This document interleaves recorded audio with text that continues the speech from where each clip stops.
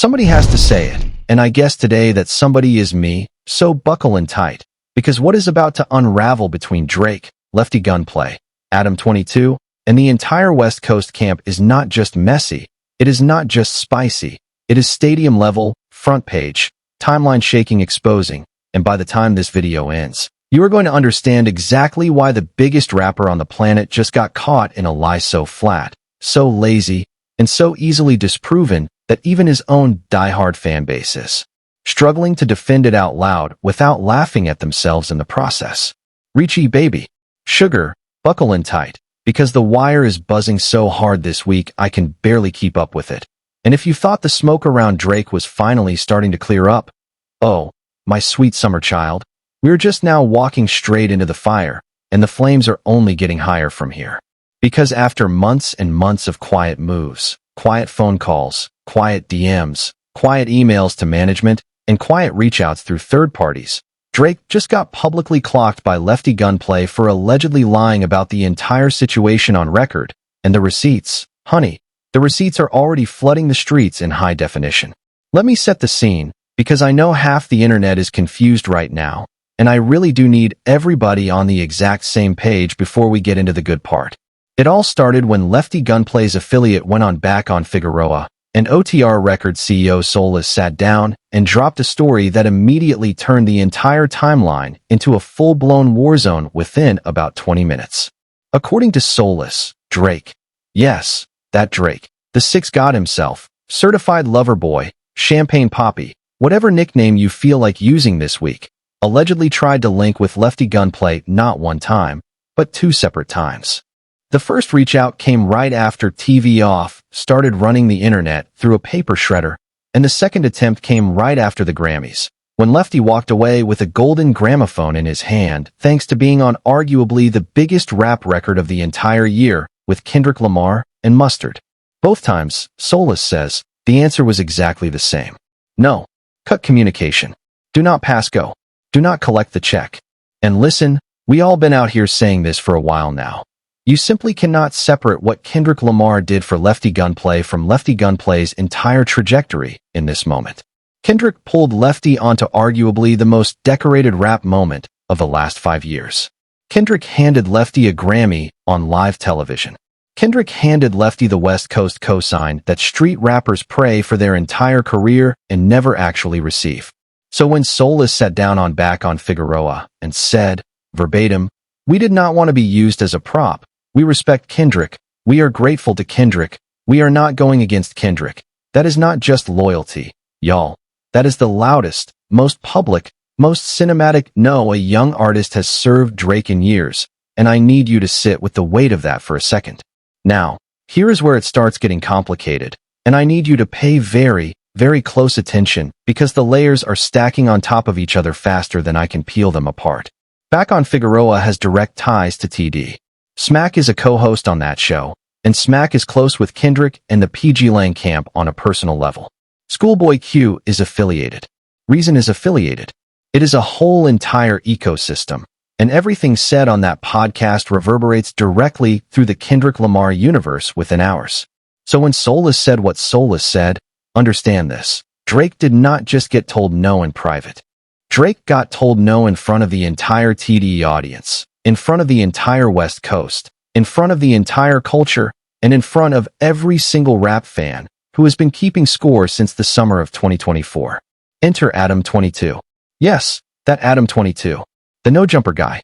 The man who has spent the better part of the last several years in an ongoing, escalating, publicly documented beef with Back On Figueroa. The man who has opened smoke with FMW. The man who Lefty Gunplay himself does not particularly mess with anymore. And the man who has built his entire brand on turning other people's business into shareable content. And out of absolutely nowhere, Adam22 decides to text Drake directly to ask him, "Yo, is it true Lefty Gunplay turned you down for a song?" Mark my whole face down when I tell you, this is not journalism. This is not curiosity. This is not reporting. This is content farming disguised as reporting, and the timing tells the entire story before we even open the receipts. Adam22 has beef with Back On Figueroa. Back On Figueroa dropped the Solless interview. Adam22 needed a rebuttal that would make his rivals look bad and reclaim the narrative in his own house.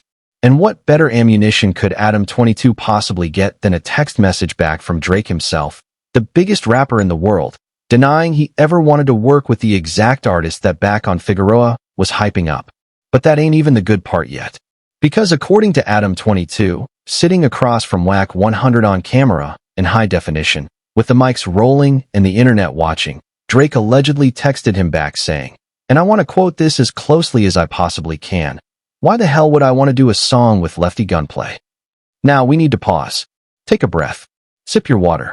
Because that sentence, that one single sentence, is the sentence that broke the entire narrative wide open. And I want you to think about it slowly with me, because I promise you it is going to make more sense the longer you sit with it. Why on God's green earth would Drake, a man who has been in image management mode for over a year now, a man whose PR team is working overtime around the clock, a man who knows every single word he speaks lands on a timeline within 30 seconds of leaving his mouth, voluntarily admit to a podcast host that he got rejected by an up-and-coming Riverside rapper? Why would Drake hand Adam22 that specific kind of ammunition? Why would Drake give the internet a story that makes him look small, petty, and defensive at the exact moment he is supposed to be projecting untouchable confidence? He wouldn't. He absolutely, positively, 1000%, without a doubt, wouldn't. So one of two things has to be true, and neither one of them is good for Drake. Option 1, Drake lied. He looked at the Solless interview. He watched it circulate across every rap platform on the internet. He saw his name attached to the word rejected, trending for 48 straight hours, and he decided that he needed to do damage control by any means necessary. So he texted Adam22 a denial that he knew full well would get broadcast on camera, hoping he could bury the story before it grew any more legs than it already had. Option 2. Adam22 is embellishing, exaggerating, or straight up fabricating pieces of the exchange to make Back On Figueroa look bad in front of the same audience they share. And honestly, honey, given that Adam22 has open beef with every single person on that podcast, that possibility is absolutely not off the table either. Either way you slice it, Drake loses.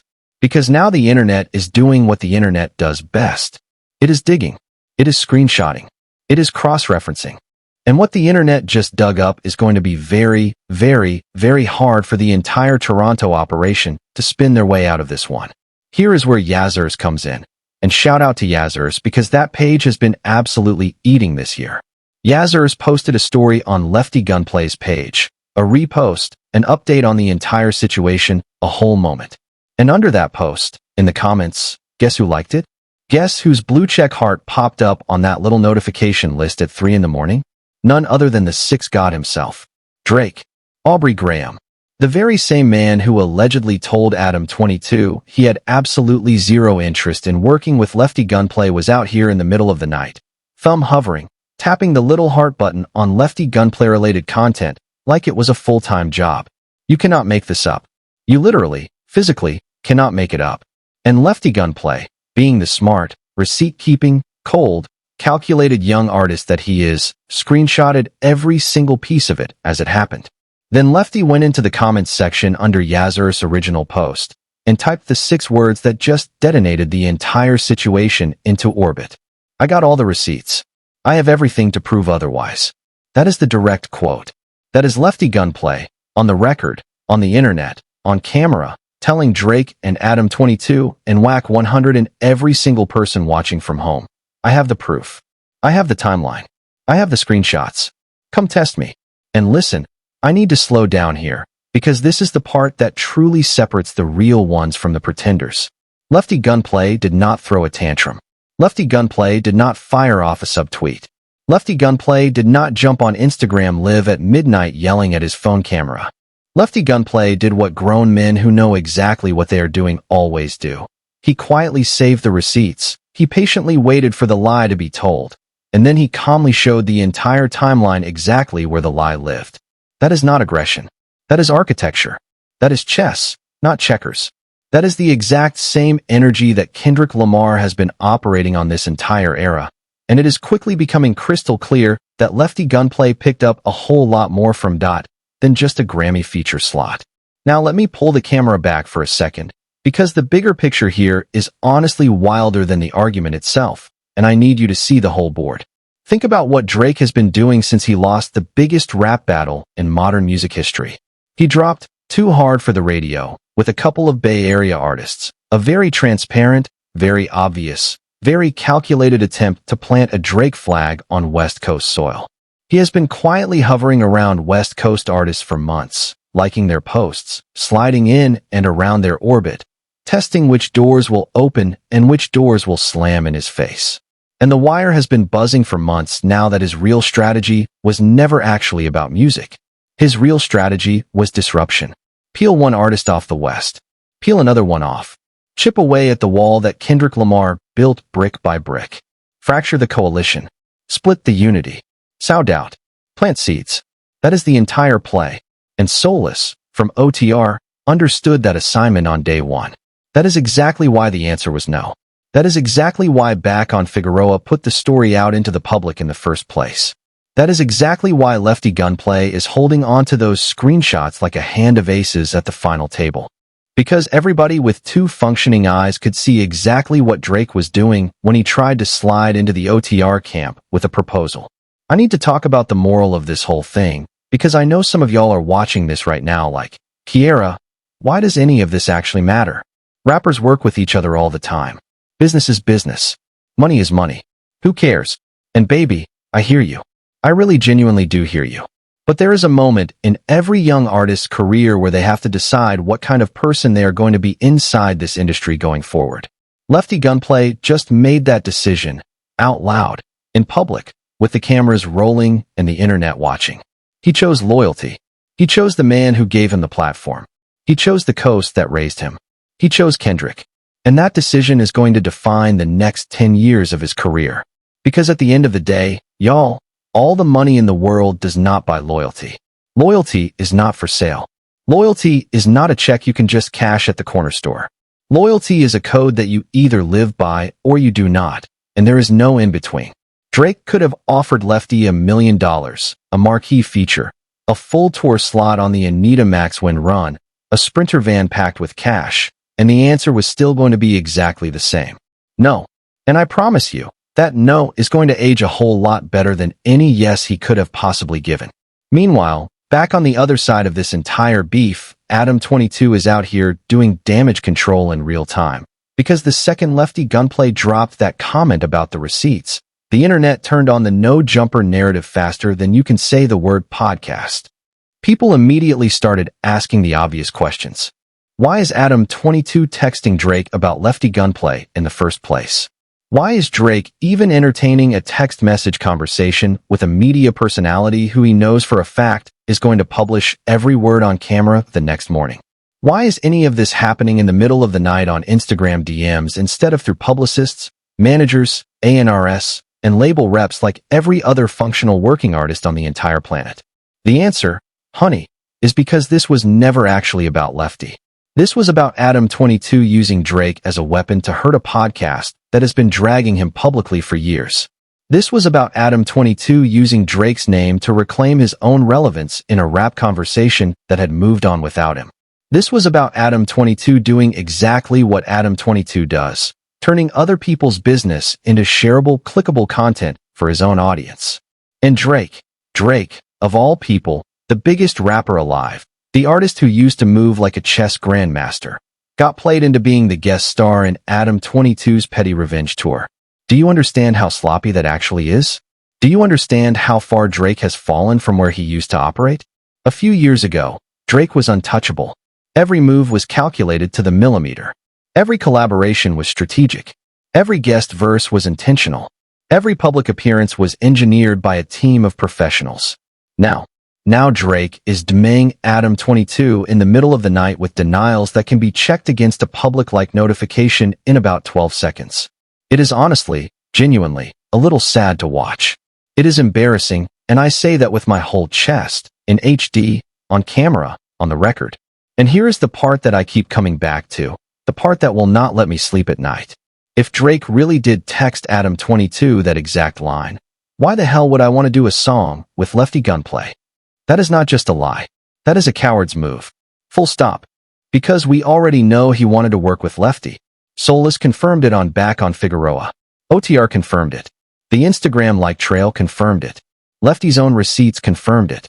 So if Drake lied to save face, he lied because the truth that he got told no, publicly, twice, by a rising Riverside rapper who is aligned with Kendrick Lamar, was too heavy for his ego to hold up in public. And ego, y'all, is the exact thing that eats these rap careers alive. Every single one of them. Every single time. It never fails. Now, Kendrick has not said one single word about any of this. Not one syllable. Not one tweet. Not one comment. Because Kendrick does not need to. Kendrick built the entire ecosystem. Kendrick planted the flag on the mountain. Kendrick handed the torch to the next generation. And when the flames start burning, Kendrick simply watches from the temple, sipping his water, letting the culture do the correcting for him without ever having to lift his hand. The PG Lang General is not going to entertain this on any platform, and honestly, he shouldn't have to. Lefty Gunplay is handling business. Solless is handling business. The family is running exactly like a family is supposed to run. Somebody in the comments section asked me the other day, is there tension between Lefty Gunplay and Kendrick? Is Lefty low-key upset that he did not get more Kendrick features after the Grammy run? Is Lefty about to break camp and go independent? And I want to answer that question clearly, right now, on camera, on the record, once and for all. There is no tension. There has never been tension. There is not going to be tension. If there was tension, why on earth would Lefty turn down Drake twice, back to back, at the two biggest promotional windows of his young career? Why would Lefty sit on those receipts, protect the family, and cut the line on his own dime for zero personal financial gain? Tension does not do what Lefty just did. Loyalty does. Respect does. Real ones do. Period. So where does all of this leave us right now? Well, folks close to the room are whispering that Lefty Gunplay is absolutely not going to let this story die quietly, and I believe them. There are more receipts. There are more screenshots. There are more DMs. There are more voice memos, allegedly, floating around the OTR camp that show exactly how many times Drake's team reached out and exactly what was said, word for word, on every single message. And whether or not any of that additional evidence ever officially goes public, the damage is already done. The story is already out. The narrative is already set in stone. Drake wanted Lefty. Lefty said no. Drake lied about it. Lefty proved it. End of book. Close the chapter. Move on. But that is not actually the end of the story. And this is the part one truly want you to sit with, because there is a bigger, uglier, more inconvenient truth sitting underneath everything we just talked about. Drake's entire pivot to the West Coast, the Too Hard for the Radio collaboration, the quiet Bay Area friendships, the reach-outs to Lefty Gunplay through OTR, the late-night Instagram likes, all of it is not about music. It is not about love for the culture. It is not about honoring the coast or celebrating the region. It is about disruption. Full stop. Period. End of discussion. It is a corporate raid dressed up in a friendship-shaped costume. And the second the West Coast figured out exactly what he was doing, the doors started closing one by one by one by one. Solless closed one door. Lefty closed another door. And every artist who was watching the whole thing unfold just took mental notes on exactly how to handle the next phone call they get from a 416 area code. Now let me talk about Wack 100 real quick, because Wack sitting across from Adam22 while that message got read on camera is a whole conversation of its own, y'all. Wack has been one of the most polarizing voices in this entire era, and depending on which side of the room you stand on, Wack is either a truth teller who does not fold under pressure or an agitator who lives to keep the smoke lit. But either way, Wack was there. Wack heard the message. Wack absorbed it. And Wack is not the kind of person who forgets what he hears. So believe me when I tell you that clip is going to keep resurfacing for the next 6 months at least, whether Drake wants it to or not. And I have to say something else, because I know a lot of Drake fans are going to be in the comments trying to spin this. I really do get it. When you have supported an artist for 15 straight years, watching him lose these public credibility battles one after another is hard. It hurts. It feels unfair. It feels like the world turned on your guy overnight. But protecting a lie does not protect the artist. It only prolongs the embarrassment. If Drake genuinely wants to reset the narrative, the move is not to text Adam22 in the middle of the night. The move is to make music that answers for him. The move is to log off, lock in, and let the work do the talking, the way Kendrick did after Section .80 and the way J. Cole did after every single perceived setback of his career. Silence and excellence still win. Panic and DMs to podcast hosts do not. So let me leave you with the question that is actually going to matter 6 months from now, because I genuinely want to hear where you stand on this one. Do you think Drake genuinely lied to Adam22 about Lefty Gunplay, and Adam22 published that lie knowing full well the receipts existed on the other side? Or do you think Adam22 fabricated the entire text exchange from top to bottom to hurt Back On Figueroa, and Drake actually had nothing to do with it whatsoever? And here is the follow-up question.